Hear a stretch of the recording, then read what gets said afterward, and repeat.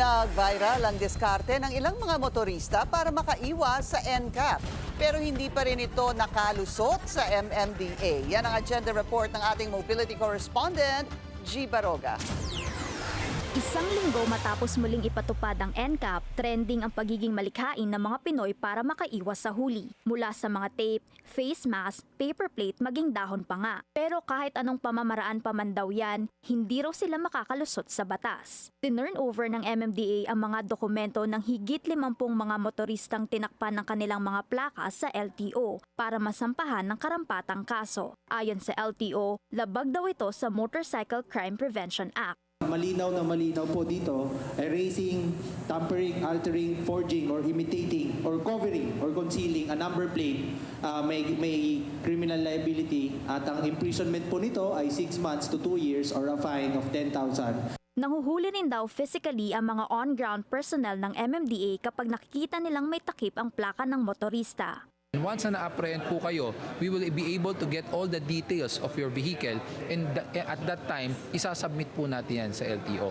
Mula sa unang araw ng re-implementation, sinabi ng MMDA na pababa na ng pababa ang bilang ng mga nahuhuli sa NCAP. Top violation daw dito ang disregarding traffic sign tulad ng paghinto sa pedestrian lane, beating the red light, pati na rin illegal parking. It's not just about apprehension, it's not just about violating the traffic rules and regulations. It's also, tandaan po natin, this is also for public safety. Nanindigan din ng MMDA na mas magiging maayos ang pagpapatupad ng NCAP kung ang ahensya ang gagawa nito sa halip na kumuha pa ng third party. Ayon kasi sa isang motoring expert, mas makabubuting ipaubaya na lang ito sa mga kumpanyang mas may kakayahan sa teknolohiya.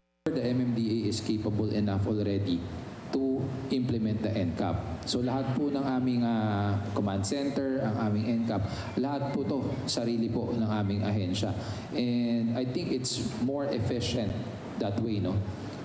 But then again, suggestions are suggestions po. Mapag-aaralan naman po yan. Tinatrabaho na rin ng MMDA ang text blast at ang isang app para sa mas mabilis na pagpapaalam sa mga motorista na sila ay nahuli sa NCAP.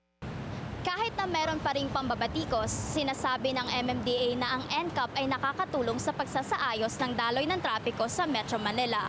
Naniniwala rin ang ahensya na unti-unti nitong natuturuan ang mga motorista na maging disiplinado sa daan. Para sa Agenda, G. Baroga, Billionaire News Channel.